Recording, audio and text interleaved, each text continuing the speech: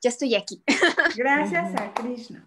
Gracias a Dios. Ándale, gracias a Krishna que dejó que me conectara porque dije, ay, a ver si no me empiezo a perder el principio de la clase. Como dicen los cristianos, alabado sea el Señor. Ándale, sí. Muchas gracias. Pues qué bueno que están. Hola, Srivas, buenos días. Yeah, hola. Muchas gracias por apoyarme aquí con el Facebook y todo eso. Hoy me toca platicar. La verdad es que a mí, en lo personal, como dar clases no es mi fuerte, pero me gusta mucho platicar. Me gusta mucho platicar con las personas. Entonces, yo quisiera que hoy, quienes estén con esa disposición, ¿verdad? Porque de repente están con un ojo al gato y otro al garabato, escuchando y al mismo tiempo haciendo alguna otra cosa, pero platicar. Por otro lado, otra cosa que me pasa es que no tengo tan buena memoria, entonces yo quiero que empecemos por hacer un pequeño repaso de lo que ya estuvimos viendo en las clases pasadas. Me gustaría que levanten la mano quienes estuvieron en las clases pasadas, si andan por ahí. Esos Srivas. Srivas siempre es muy aplicado. Adideva también estuvo. ¿Quién más estuvo en las clases pasadas? Yo estaba en algunas, pero no en todas. Ok, en algunas, pero no en todas. Bueno, les voy a preguntar primero, ¿se acuerdan cuál es el título del capítulo que estamos viendo? ¿No? ¿Nadie se acuerda? ¿Por ahí? Preguntas adicionales de Vidura. Eso, ya, un punto vamos a hacer un concurso aquí, para Radhika y Adideva, al mismo tiempo contestaron. Perfecto, se llama las preguntas adicionales de Vidura. Ya Vidura había estado haciendo un montón de preguntas en otros capítulos anteriores, pero ahora está agregando algunas preguntas y bueno, ¿qué clase de preguntas son las que hizo Vidura? ¿Se acuerdan qué tipo de preguntas son las que está realizando? Muchas preguntas. De hecho, por ahí Srivas hizo como una categorización de 2 tipos de preguntas. ¿Cuáles fueron esas preguntas?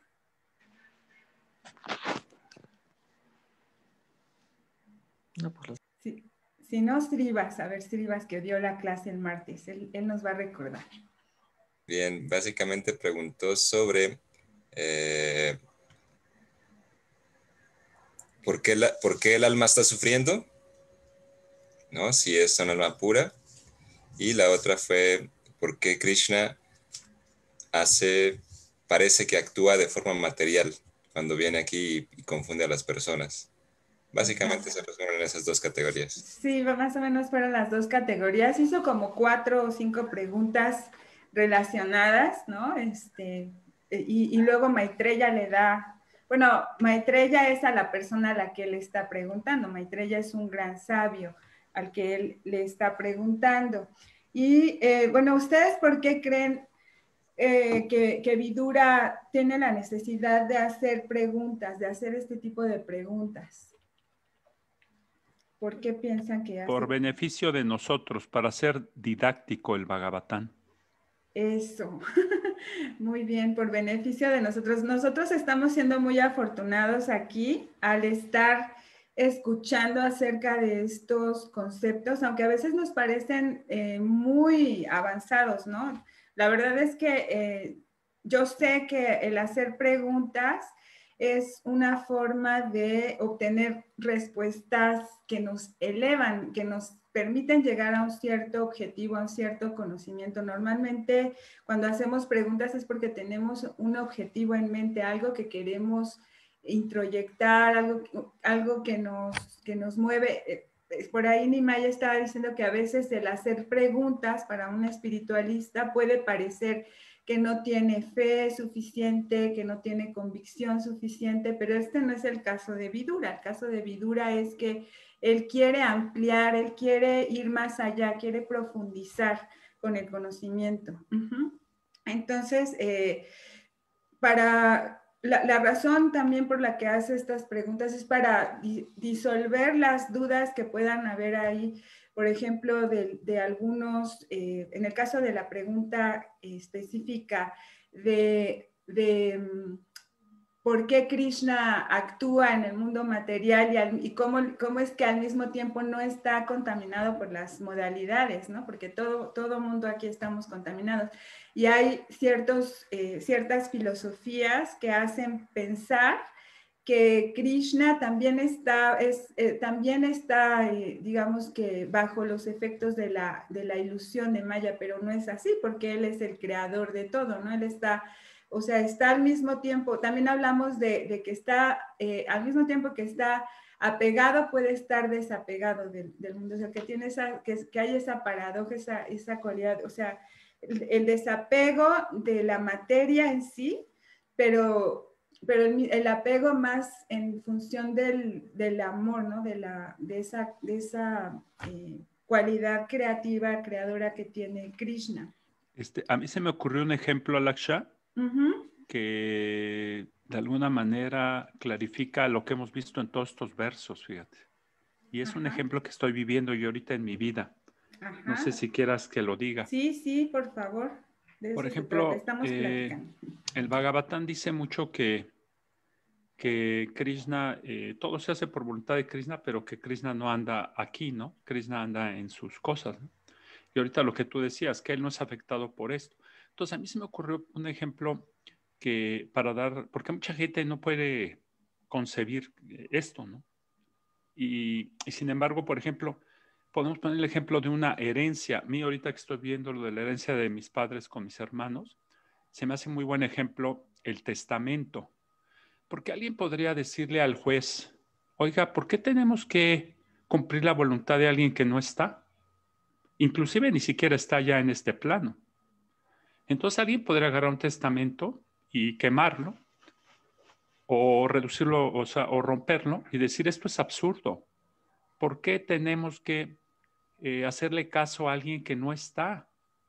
Ya no está, ni siquiera está en este plano.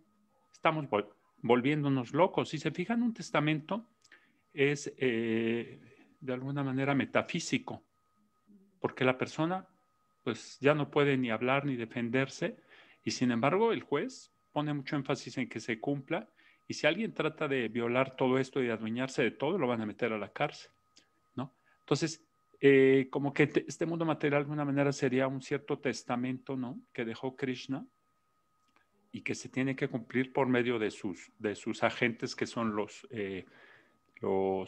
semidioses, ¿no? Entonces, y por eso él está en otra cosa. Y luego también yo estaba pensando, ¿no? Mi papá generó aquí muchos bienes materiales y mientras estaba en este mundo estaba muy apegado a sus bienes. Pero ahorita yo pienso en mi papá ya en la otra dimensión y ha de ver las cosas muy distintas. Ya no ha de tener el apego material que tenía. Y ya se dio cuenta que los bienes, pues son pura ilusión, porque pasas a otro plano y ya no estás con el apego de esos bienes, ¿no? Entonces, hay un cierto desapego cuando te mueres y te das cuenta que todo esto era una ilusión, por mucho esfuerzo que hayas hecho para ganar las cosas, ¿no? Entonces, así es como puedes estar desapegado de algo que dentro del juego, para todos nosotros, ¿no? La gente se mata por bienes materiales. Y sin embargo, cuando dejas este plano, te das cuenta que todo esto era una ilusión. Entonces, así también se puede ejemplificar por qué a Krishna no le interesa para nada todo lo que hay aquí, porque pues es como las gentes que se meten al Nintendo y llegan a matarse unos a otros por los puntos que hay dentro del Nintendo. Y el que está fuera del Nintendo le vale gorro si uno tiene 1 millón de puntos y otro 20,000 millones de puntos. Porque no tiene ningún valor fuera del Nintendo los puntos que tú juntas en el Nintendo. Entonces algo así se me ocurrió. A ver qué opinan todos los demás. Se me hace súper buen ejemplo, se me hace un ejemplo buenísimo porque ahí también se responde la pregunta de por qué Krishna crea este mundo material, ¿no? O sea, Krishna no lo creó para su disfrute, lo creó para la experiencia de todos nosotros. Entonces, él está apegado, digamos, al hecho, yo siento que él está pegado al hecho de complacer los deseos de sus devotos, pero no está pegado a las cosas que él crea para poder complacernos, ¿no? O sea, de alguna manera, porque nos da lo que nosotros queramos. No sé, Srivas o alguien más si quiera complementar a esto. Fíjate, Laksha, Adideva, me encanta ese ejemplo que das al final, Pero principal, el testamento es muy importante, pero en la vida práctica, el ejemplo del Nintendo, del videojuego, es muy, muy, muy relevante. Solo agregaría una cosa, por ejemplo, actualmente hay personas que viven de jugar videojuegos y ganan cantidades extremadamente groseras de dinero, ¿no? Hay personas que han dedicado su vida a hacer videojuegos, que los graban y la gente los sigue y ganan por anuncios mucho, mucho dinero. Entonces ahí hay que entender una cosa, que el servicio devocional es como encontrar esa forma de monetizar en el mundo real algo que no tiene valor. Algo que, o sea, normalmente tú juegas un Nintendo en tu casa para ti y pues parece ser que te divertiste un poquito, pero si no regresas a la vida de real, te vas a morir de hambre. Te vas a morir de hambre, ¿no? A menos, pero si quieres seguir jugando, tienes que encontrar una forma de monetizar eso, o sea, que tú quieres vivir de eso en la vida real. ¿Y qué es eso de vivir de eso? Es como decir, en la vida real, el mundo espiritual, en el mundo trascendental, el objetivo es complacer a Krishna, ¿no? Si tú no satisfaces, si tú no llamas la atención de Krishna y Krishna está viendo tu juego y dices, ah, mira, oye Krishna, espérate, mira, ven, quiero que veas esto que hice y se lo ofreces a Krishna, entonces todo tu juego no tiene ningún sentido. Si tú no llamas la atención de Krishna, que es el que le da valor en las cosas en el mundo espiritual, en el mundo real, en la vida eterna, cualquier cosa que hagas en este mundo no tiene absolutamente ningún sentido. Entonces, el secreto está en que en esta ilusión en la que vivimos, ¿cómo hacer que Krishna nos voltee a ver? Para que lo que hagamos en este mundo se vuelva un servicio devocional y tenga valor en la vida real. Aunque esto sigue siendo un juego, ¿no? Y después de que se acabe el juego y te vas a morir y se va a acabar el juego, o lo vas a terminar y vas a volverte la persona, el héroe o lo que sea que el juego ese te permita ser, el héroe, el mártir, lo que sea, ¿no? Pero se va a acabar el juego y tú vas a regresar tranquilamente a tu vida con Krishna, ¿okay? Pero mientras, o sea, si tú no logras llamar la atención de Krishna y que él ponga atención en tu juego, entonces tu juego no tiene ningún valor. No monetizaste en absoluto tu juego y tú te vas a creer que eres ese juego y al final vas a morir y vas a ser miserable porque pues, no tuvo ningún sentido la vida. ¿Sí? Entonces nomás creo que ese es un bonito ejemplo para darnos una idea de qué se trata este mundo, ¿no? Y Sirva, se podría decir que en vez de monetizar tu juego, espiritualizar tu juego, ¿no? Es que monetizar me refiero a darle valor. O sea, cualquier cuestión, en el mundo real siempre hay una moneda. En el mundo espiritual, lo que tiene valor, la monetización, el valor de la vida, no es el dinero, es la felicidad y el placer de Krishna, ¿no? Entonces, digamos que nuestra moneda es robarle. ¿Cuántas sonrisas le has robado a Krishna? ¿Cuántos momentos de atención le has robado a Krishna de que realmente pone atención en tu juego y dice, wow? Así como en este mundo, el videojuego solo tiene valor si hay personas que están viendo tu juego y pagan y ponen dinero para que tú sigas jugando, ¿okay? Y mantienen a tu cuerpo material, porque al fin te están dando dinero que te pagan a ti y que te da de comer en este cuerpo. En el mundo espiritual es similar, pero quien tenemos que llamar la atención es la atención de Krishna. Ya. Ah, sí, muy, muy interesante. Srivas, pero ya me estás spoileando la clase. Oh. Ya te estás yendo muy adelante. Espérate tantito. Es que Didema puso el ejemplo. No, está muy bien, está muy bien. De hecho, por ahí va la cosa. También otra cosa, nada más que ya cerraron ahí sus cámaras. Qué tramposos, caray. Quiero que participen porque eso enriquece mucho la clase. Más que enseñar es como venir a nutrirnos mutuamente, ¿no? Entre todos. Pero bueno, si no, pues Srivas, Adideva y ya me hacen el paro ahí. Entonces, había otra, entonces esta es en relación a la pregunta o a la categoría de preguntas que van relacionadas con Krishna y sus actividades en este mundo, ¿no? Ahora también esta otra categoría donde se menciona que si el alma es pura y además el Krishna está en el corazón de todos, ¿por qué nos vemos envueltos en este mundo, en las modalidades, envueltos en las modalidades, en la ignorancia, en el sufrimiento, ¿no? Porque ¿sí se acuerdan qué fue lo que le respondió Maitreya en relación a estas preguntas? Tin, tin, tin, tin. Vamos a dar un premio a quien responda. ¿No? Tic, tic, tic, tic, tic, tic. Bueno, si no, Srivas y Adideva pueden contestar. Bueno, porque estamos subjuzgados por una energía superior a nosotros, que es la Maya de Krishna. Y así yo comenté en esa clase, pues que así es como uno va midiendo el agua a los camotes de qué tamaño es Krishna y qué microscópicos somos nosotros, ¿no? Exactamente, sí, de hecho Krishna es la fuente de esa energía material y él no queda envuelto en esa energía, pero nosotros que somos, aunque somos, digamos, en cualidades similares a Krishna, pero no en cantidades, sí nosotros sí quedamos envueltos por esa energía ilusoria al momento de que entramos en contacto con este mundo material, ¿no? Y esto, ¿cómo es que podríamos liberarnos de esos condicionamientos? Justamente pues, de la manera en la que Srivas hace un rato nos estaba mencionando, ¿no? Haciendo que Krishna sea el principal objeto de nuestro juego, ¿no? De nuestro andar en este mundo, ¿no? De hecho, Maitreya responde muy inteligentemente a Vidura.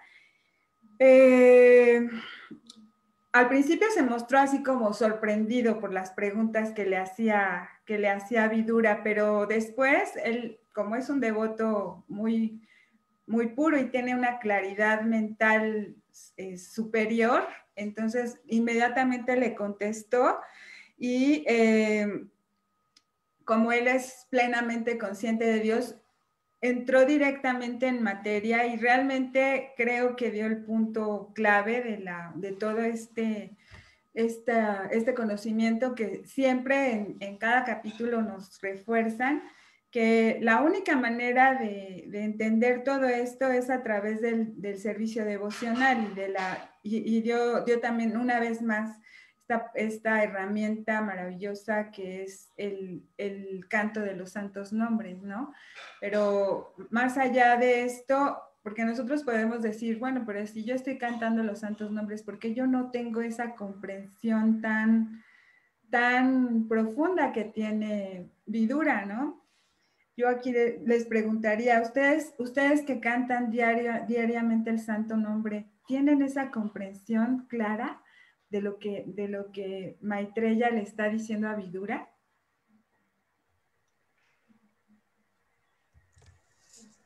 Creo que sí en un sentido y no en otro.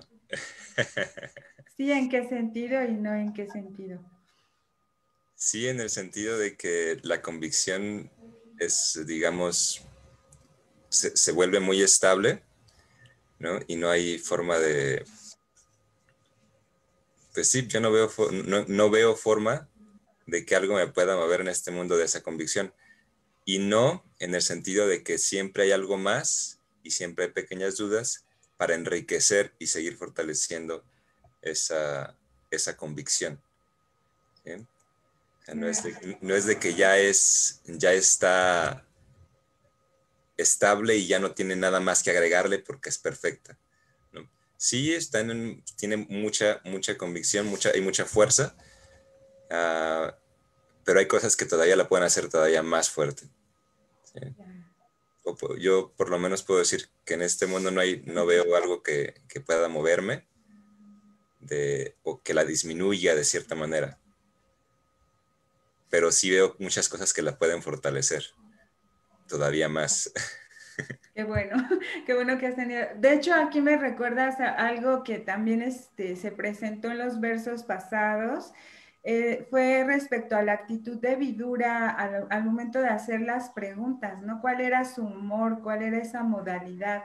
Creo que ese es un punto clave también para nosotros, para obtener conocimiento real, para obtener conocimiento verdadero.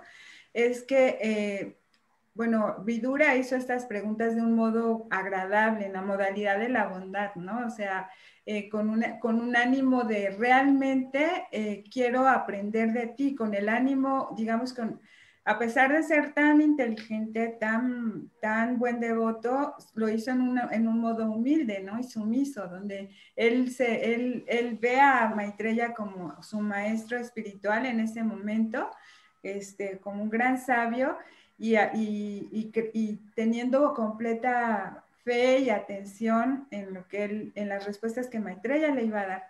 Entonces creo que ese es un punto también clave del conocimiento, cuando realmente estamos con esa disposición de servir, de aprender, de trascender, de crecer, de conectarnos, de relacionarnos con Krishna todavía más, ¿no? Porque aquí yo siento que Vidura está en esa búsqueda de profundizar, de fortalecer sus lazos con Krishna, ¿no?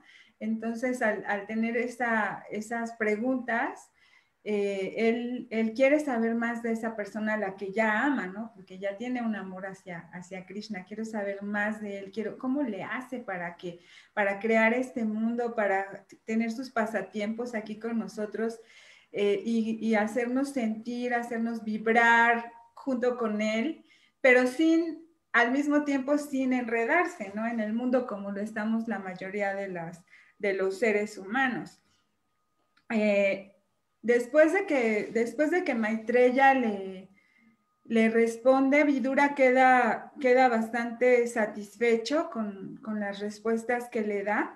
Sin embargo, comienza ahora otra serie de exposiciones, de dudas que van a venir justamente en los textos que vamos a ver ahorita, ¿no? Entonces, aquí me acordé de un taller de coaching que nos daba Krura Das, donde decía que las buenas preguntas retan tu pensamiento porque te ayudan a reestructurar y a redefinir un problema, ¿no? Entonces, digamos que te va dando todavía más profundidad. Y me acuerdo también de la imagen esta que nos pusieron Prem y Razi la semana pasada, donde se veían todas las cebras y la selva y todo, pero profundizando podías ver un elefante. Yo nunca pude ver el elefante porque mi visión no es tan buena. Entonces, lo que necesitamos es abrir esa visión, y justamente las preguntas nos dan esa visión, nos permiten ver más allá de las cebras y las selvas, sino que nos permiten ver el elefante, es decir, nos permiten ver la verdad que Krishna nos quiere presentar, ¿no? Entonces, bueno, vamos a pasar a la parte de leer los textos. Algo aquí está en el chat. Buenos días, Luis. Buenos días. Entonces, vamos a ir textos del 22 al 28. Si alguien me ayuda a leerlos de corrido, por favor. A mí me gustaría leerlo. Por favor, Lulu, qué bueno que ya llegaste. ¿Del qué? ¿Del 21? Del 22 al 28. Ok, gracias. Hare Krishna a todos. La encarnación Purusha que yace en el océano causal recibe el nombre de Purusha original de las creaciones materiales y en su forma Virat, en la que viven todos los planetas y sus habitantes, tiene muchos miles de piernas y manos. 23. Oh gran Brahman, tú me has dicho que la gigantesca forma Virat y sus sentidos, objetos de los sentidos y 10 clases de aire vital existen con 3 clases de vigor vital. Ahora, si así lo deseas, ten la bondad de explicarme los diferentes poderes de las divisiones específicas. 24. Oh mi Señor, creo que la habilidad que se manifiesta en forma de hijos, nietos y familiares se ha extendido por todo el universo en diferentes variedades de especies. 25. Oh erudito Brahmana, por favor describe cómo el líder de todos los semidioses, es decir, Prajapati Brahma, decidió establecer a los diversos manus, los cabezas de las épocas. Por favor, describe también a los manus y por favor describe a los descendientes de esos manus. 26. Oh hijo de Mitra, ten la bondad de describir cómo están situados los planetas que están por encima de la Tierra y también los que están por debajo, y menciona también, por favor, sus dimensiones, así como las de los planetas terrenales. 27.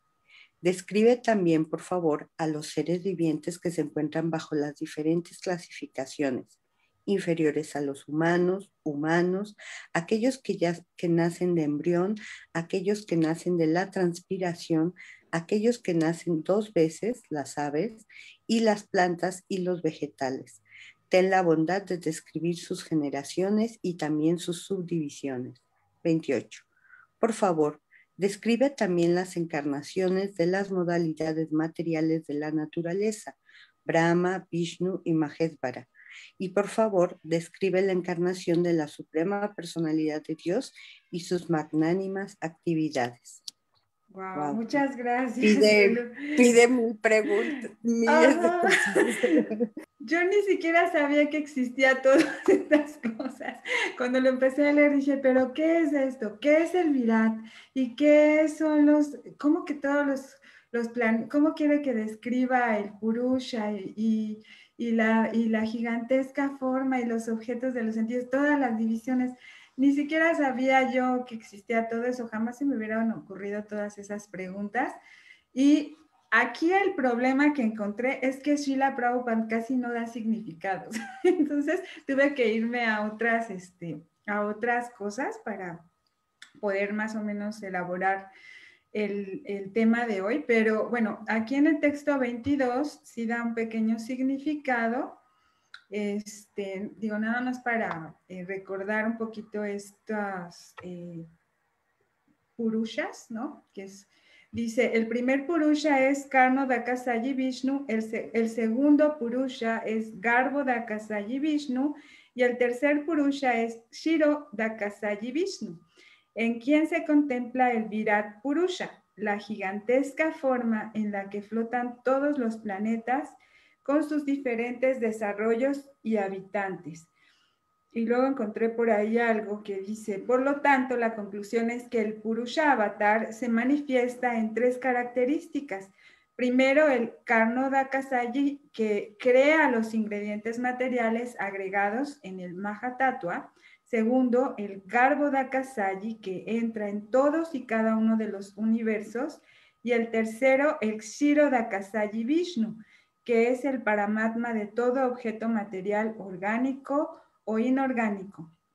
Aquel que conoce estas características plenarias de la personalidad de Dios, conoce a Dios correctamente y así el conocedor se libera de las condiciones materiales del nacimiento, la muerte, la vejez y la enfermedad. Entonces,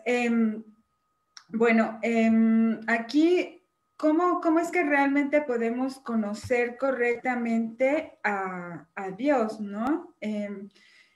Digamos, a partir de la observación de la majestuosidad de su creación, podemos imaginar cuán maravilloso puede ser el creador, ¿no? El creador de esa creación. Cuando nosotros vemos una obra de arte que nos inspira, que nos llena de sentimientos, ya sea la música, ya sea una pintura, una escultura, pero logramos entender cómo a partir de observar ese arte, podemos entender el espíritu del artista. Entonces sentimos una conexión con él, una relación con él, ¿no? Entonces creo yo que el observar la gran obra de arte que Krishna hizo para nosotros, para nuestra satisfacción, con ese espíritu de gratitud, ¿no? De reconocimiento hacia el creador, hacia el gran artista. Esa es una forma primordial, inicial, de poder entender el objetivo máximo de ese conocimiento, ¿no? De hecho, ese es el título que le quise dar a la plática de hoy, es el objetivo máximo del conocimiento, precisamente, que va más allá del simplemente quedarnos en el contexto materialista, ¿no? Sino ir más allá y ver el espíritu de esa creación. Entonces, también hay otro significado en el texto 25, dice, la raza humana denominada Manusya Sara desciende de los Manus, que son los hijos y los nietos del Prajapati Brahma. Los descendientes del Manu residen en todos los diferentes planetas. Y ahí yo encontré algo respecto a Manu, dice que fue dotado con una gran sabiduría y dedicado a la virtud, y fue progenitor de una dinastía. Todos los de la raza de Manu son llamados humanos. De él nacieron los brahmanas, kshatriyas y otros que por lo tanto son llamados humanos también. Y los 10 hijos de Manu se dedicaron a las prácticas de los kshatriyas. Aparte de estos, Manu tuvo otros 50 hijos, pero hemos oído que todos perecieron peleando unos contra otros. Manu tuvo otro hijo llamado Priyavrata, que fue un rey muy famoso, y a partir de su hijo Isvaku se inició la tribu de los Isvakus, una rama de la dinastía solar. No sé si estoy en lo correcto, Srivas, pero pienso que todos los humanos venimos de alguna manera de esa descendencia, ¿es cierto? Sí, correcto. Sí, correcto. Es correcto. Entonces nosotros somos parte de esa creación maravillosa, ¿no? Porque, por ejemplo, alguna vez escuché a Mahatma Prabhu decir algo al respecto, que nosotros buscamos, al amar a Dios, buscamos cuidar de la creación de Krishna, pero nosotros también somos parte de esa creación, ¿no? Entonces es como entender que esas energías que creadoras también entraron en nosotros. De hecho, en nosotros habita Krishna también, habita en nuestro corazón, en Paramatma. Entonces, tener ese reconocimiento. Y por otro lado, algo en lo que me quiero también enfocar ahorita, bueno, antes de eso voy a leer también el significado del texto 26, que fue un pedacito nada más. Dice, este himno védico declara enfáticamente, bueno, se menciona en el Upanishad 1.3, Yasmin Villate Sarvam Evam Villatam Bhavati. En el Mundaka Upanishad 1.3 dice, este himno védico declara enfáticamente que el devoto del Señor conoce todo lo relacionado con el Señor, tanto material como espiritualmente. Los devotos no son simplemente sentimentales, como lo consideran erróneamente cierta clase de hombres poco inteligentes. Su guía es práctica, conocen todo lo que existe y todos los detalles de cómo el Señor domina las diferentes creaciones.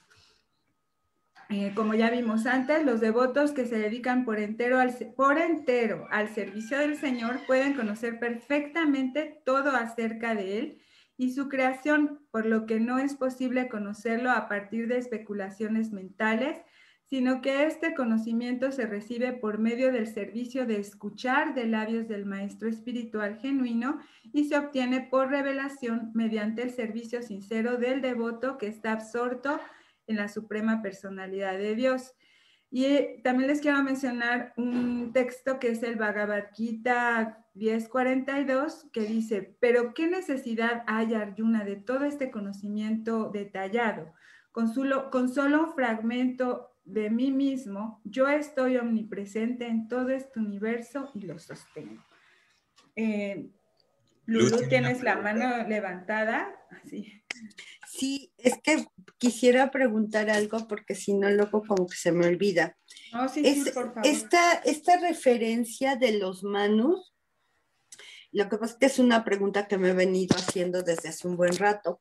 y digo, bueno, seguramente va a salir a lo largo del estudio del Bhagavatam, pero esta referencia de los manus, yo he estado tratando de identificar si tiene que ver o sería como un paralelismo a la explicación del Génesis del Antiguo Testamento de cómo se empieza a poblar el planeta Tierra.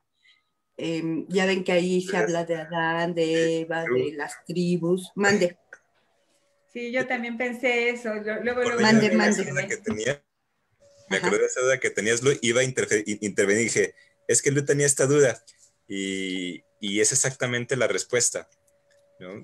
Solo que es bastante más compleja que Adán y Eva, porque el Manu no es una sola persona, o sea, cada día de Brahma hay muchos Manus, muchas creaciones, entonces es mucho más complejo que el Génesis en la Biblia, sino, y trae así, bueno, es complejo.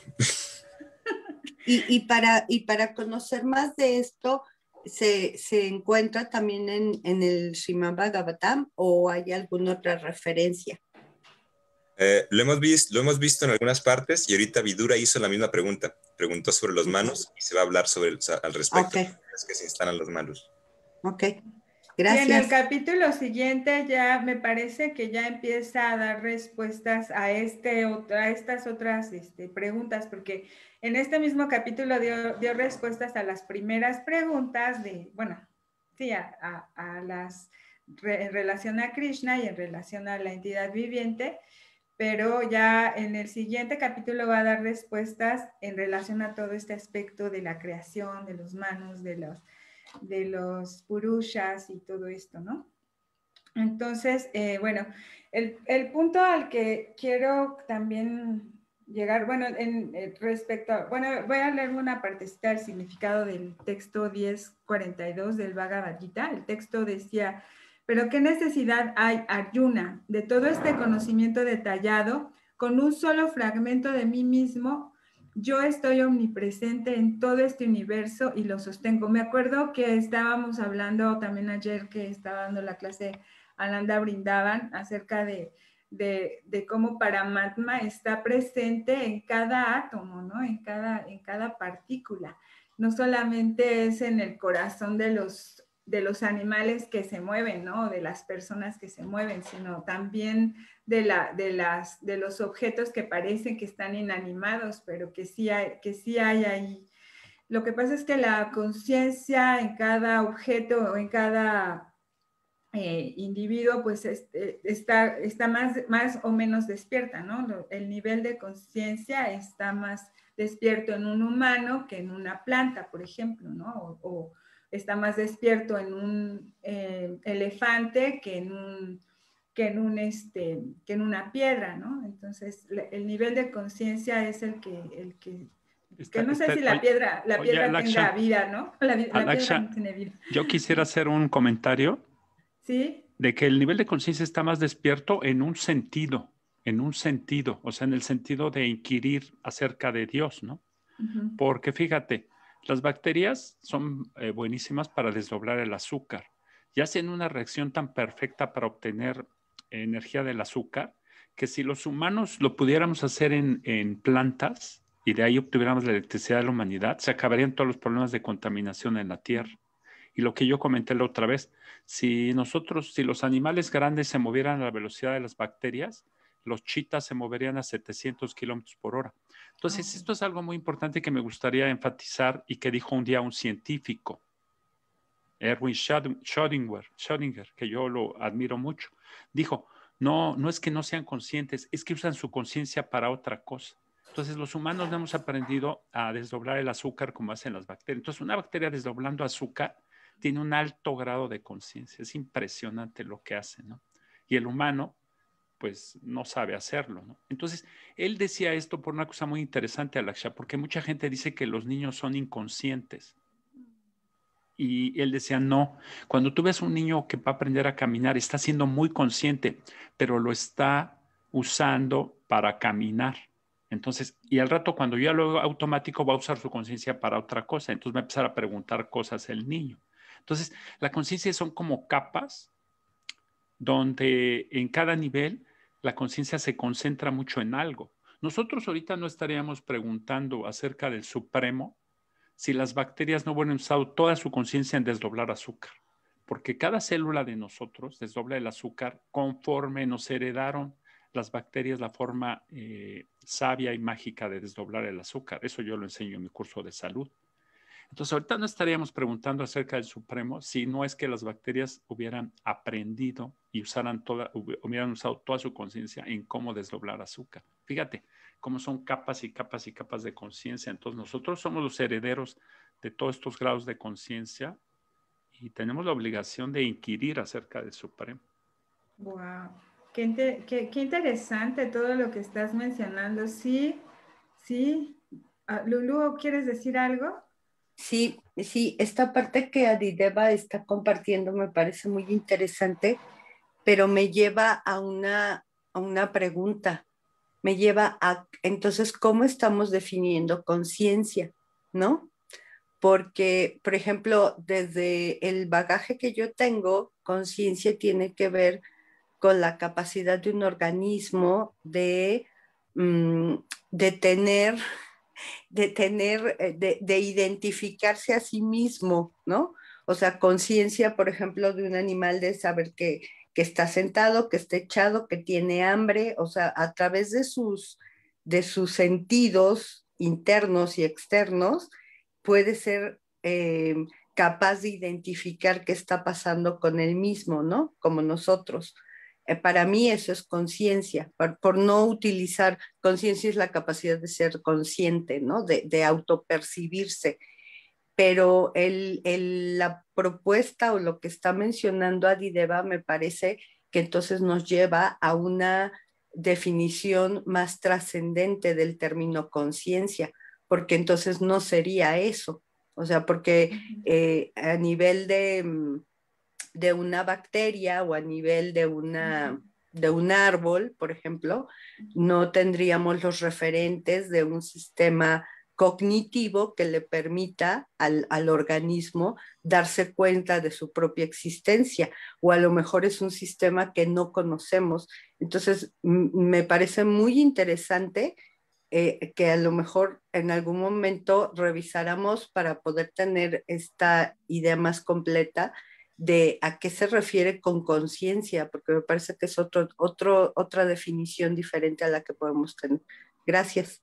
Muchas gracias, Lulu. Bueno, antes que responda Sivas, también yo quiero agregar ahí algo que, bueno, o Adideva, quiero preguntar, bueno, quiero como identificar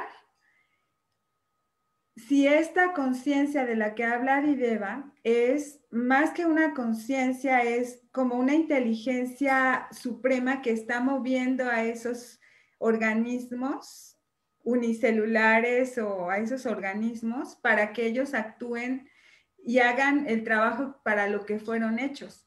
Porque no sé si es porque lo hacen ellos como por decisión propia, o sea, en este caso no sé si lo hacen por decisión propia o es porque ya ellos, es como el fuego es fuego porque calienta, ¿no? Porque quema, porque, o sea, tiene sus cualidades. Entonces la bacteria tiene sus cualidades, fue hecha para un propósito y ella simplemente actúa regida por las modalidades o realmente ella toma una decisión de hacerlo, ¿no? Porque ella no va a decir, ay, no, hoy no quiero desdoblar el azúcar porque no tengo ganas, no sé, Adideva. Aquí hay una cosa muy importante, Alaksha, que este mismo científico mencionó en sus reflexiones y que me gustaría que todos escucharan. Miren, fíjense lo que dijo él. Él dijo, supongan que llega una raza de extraterrestres a la Tierra y que para ellos conciencia es que tú tengas precognición de las cosas, es que tú muevas los objetos a distancia, es que tú aparezcas materia en el momento que tú quieras.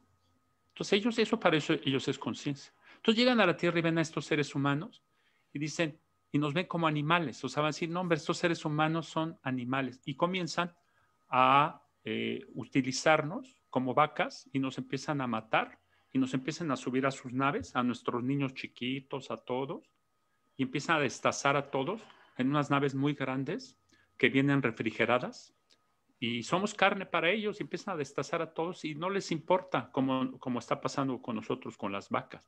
Entonces este científico dijo, aguas, porque la gente destaza a las vacas diciendo que no tiene la conciencia de la que habla Lu. Entonces, si tú pones esa definición, un día va a llegar un marciano muy avanzado y va a decir que tú no tienes conciencia, porque aquí todo el mundo se pelea, se matan por un relojito de metalito, discuten unos con otros como locos. Entonces, pues vamos a destazar humanos y vamos a comer bistec de humano, y aunque lloren, griten y patalien, no tienen conciencia, y a comer humano. Entonces, fíjense lo delicado que es poner una cierta definición de conciencia, porque entonces los de arriba de conciencia van a poder abusar abajo contra todos los de abajo, porque ahí no hay conciencia. Entonces puedo abusar de bacterias. En los laboratorios científicos tienen a las ratas en condiciones terribles, les cortan el cerebro, la cabeza, las patas, todo al antojo del científico, ¿no? Y ya puedo abusar, pero eso pasaría que van a venir unos arriba de nosotros y van a abusar de nosotros. Entonces, a ver, ¿qué opinan de esto que estoy diciendo? Es que ahí también habría que ver si hay como, por ejemplo, yo pienso que si nosotros entendemos lo que es la conciencia superior, la conciencia espiritual, nosotros actuamos bajo ese contexto, ¿no? O sea, cuando realmente hay una comprensión. Por ejemplo, un kshatriya o vamos a decir un vaishya que en la conciencia espiritual protege a los animales, cuida el planeta, cuida el medio ambiente.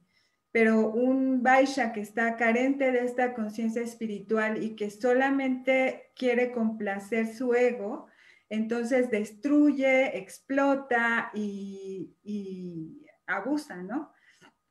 Bueno, Razi levantó la mano primero, luego Sriva. ¿Va? ¿Razi? Sí, muchas gracias por tu clase, Alaksha.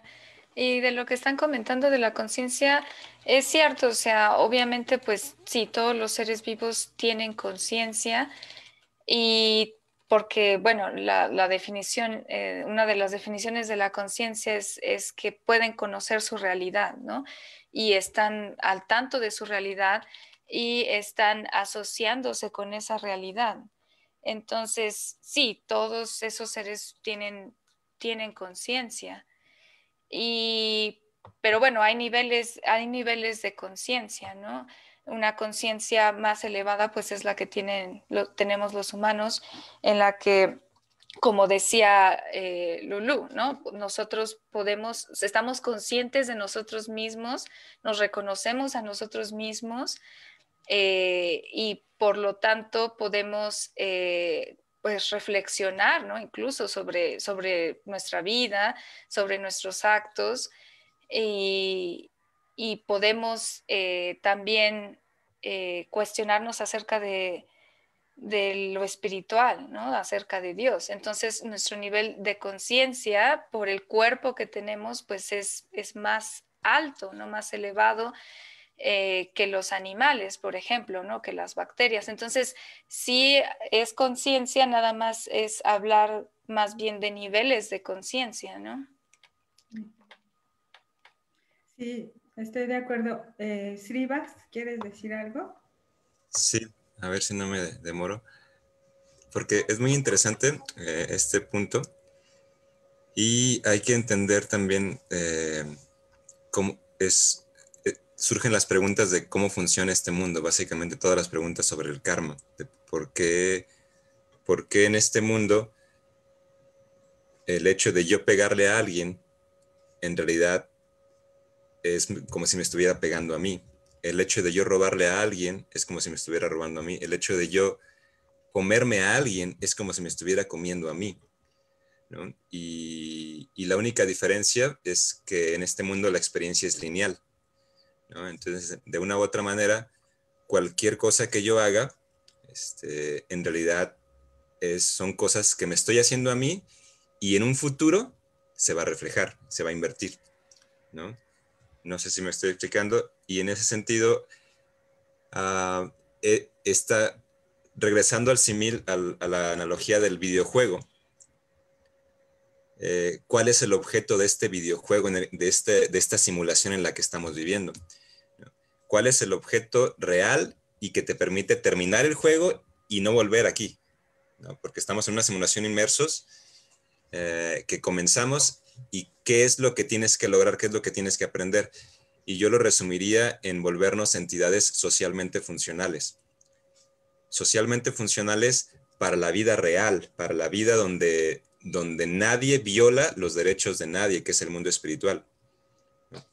Pero si no logramos eso, entonces si siempre nos vemos diferentes de la otra persona en ese sentido, y no veo que si yo violo los derechos de otra persona, entonces estoy violando mis propios derechos y voy a recibir ese mismo efecto. O sea, es un espejo que solamente el tiempo nos separa. El tiempo me separa de ese acto que me hice, ¿no? Es un acto que me hice a mí mismo y solamente el tiempo me separa, y que pues puede ser instantáneamente o puede ser en una vida o en 1000 vidas, y dependiendo también todos los resultados que tenga eso que estoy haciendo, en todo lo que le estoy haciendo.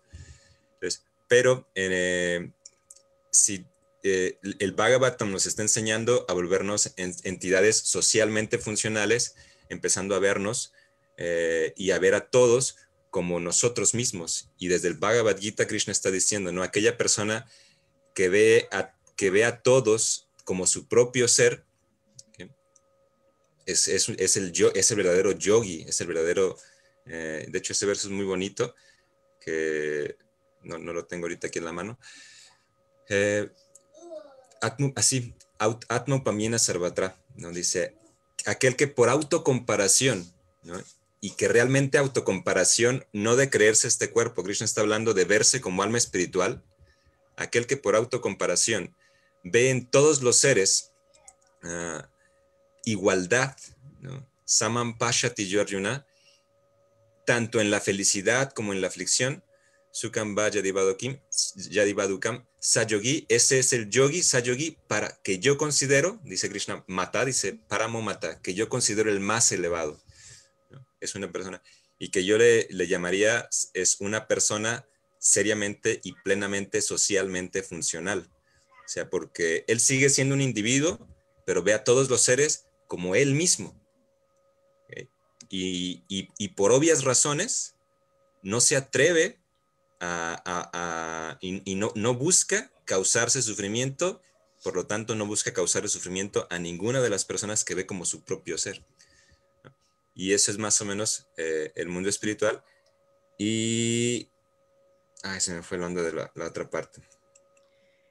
Pero yo creo que con eso es suficiente ahorita. Esto que estás diciendo me parece muy relevante en relación a la pregunta de Lulu y a las afirmaciones que hace Adi Deva, porque, o sea, como lo estabas planteando, Adi, digamos, a mí me daría la impresión de que una persona que tiene conciencia más alta va a ir en contra de los demás, pero en el ámbito espiritual no es así. En el ámbito espiritual, la persona que tiene mayor conciencia es la que va a proteger y cuidar de todo, porque entiende que todo está interconectado, que todo lo que yo hago a otros me afecta a mí y le afecta al resto, ¿no? Niveles más grandes, que es, ya me recordaste la otra parte, porque es respecto a la definición de vida, ¿no? Que bueno, que como dato interesante, hay científicos que están proponiendo cambiar el concepto de vida actualmente, sobre todo los científicos de la NASA, científicos que se dedican a buscar vida en otros planetas, que están cuestionándose, dicen, porque ven la definición de vida por la que están buscando vida y dicen, oye, creo que no hemos encontrado vida porque nuestro concepto de vida está así como que, o sea, cerrado y solamente es aquí. De hecho, estaba buscando ahorita ese artículo, que lo voy a postear ahorita para quien lo quiera ver, pero básicamente en el concepto de vida de la NASA, que ellos se supone que están buscando vida bajo ese concepto, pues es así como un concepto medio darwiniano, que solamente es para este planeta. ¿no? Y ellos ya están cuestionándose, oye, pero la vida puede ser diferente en otro planeta si se adapta una máquina especial para otros. Están cuestionándose eso que Prabhupada menciona, ¿no? Y ya quieren proponen cambiar el concepto vida por vida, ¿cómo dicen? Vida con B chica, como por vida con B grande, y que sea un nuevo concepto de vida, ¿no? Un rollo ahí que está un poquito chistoso, pero es interesante. Y respecto a eso, es cuando también, si cambiamos ese concepto y vemos todo, igualdad en todo, o sea, en comparación con nuestro propio ser, de que yo soy espíritu y realmente todo esto también es espíritu. Y lo vemos también en ese sentido, respetuosamente, incluso, por ejemplo, la independencia de esta computadora, de este mouse, de este librero, ¿no? De que tiene su propio proceso y es una vida especial en la cual yo tengo una cierta responsabilidad de ejercicio, de uso, de cuidado, de mantenimiento y al mismo tiempo a veces de destrucción, ¿no? Y a veces ya no me toca la destrucción y simplemente me toca dejarlo ir. Entonces, si uno vive la vida bajo este ejercicio de concepto de que en realidad todo nuestro alrededor es espíritu, ¿no? O sea, realmente la ilusión de que es material, de que está separado, bajo el concepto del Bhagavatam, termina destruido. Y uno se ve obligado a ejercitar de forma responsable el control que se nos concede sobre cosas incluso materiales, ¿okay? Que están bajo... Perdón. A ver, espérame. Un segundito, estoy abriendo aquí unos totopos. Yo también quiero dulces. Que nos comparta para todos. ¿Eh? Que nos comparta para todos. Sí. Entonces, realmente es muy interesante esa parte porque una mayor conciencia desde la perspectiva, desde las enseñanzas del Bhagavatam, implica conciencia de que todo es parte de Krishna. Por lo tanto, todo tiene vida, porque Krishna está presente ahí. Y si yo tengo control incluso sobre lo material, es temporal, y puedo ejercer responsablemente, y de hecho la idea es hacerlo responsablemente, y al mismo tiempo dejar ir.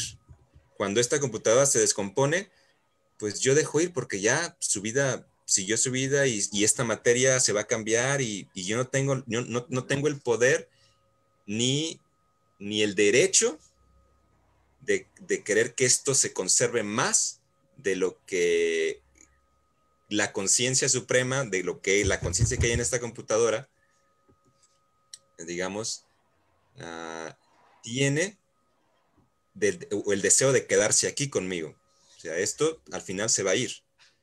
Y si yo intento conservarla, ahí es donde entra toda esta construcción del sufrimiento y de quitarle libertad. Incluso al tú quitarle su libertad a un objeto inanimado, digamos, inanimado desde el concepto material, pero desde el concepto del Bhagavatam, que entendemos que en cada átomo está Paramatma, y que va a determinar y que sanciona todo ese Paramatma, la descripción de Paramatma.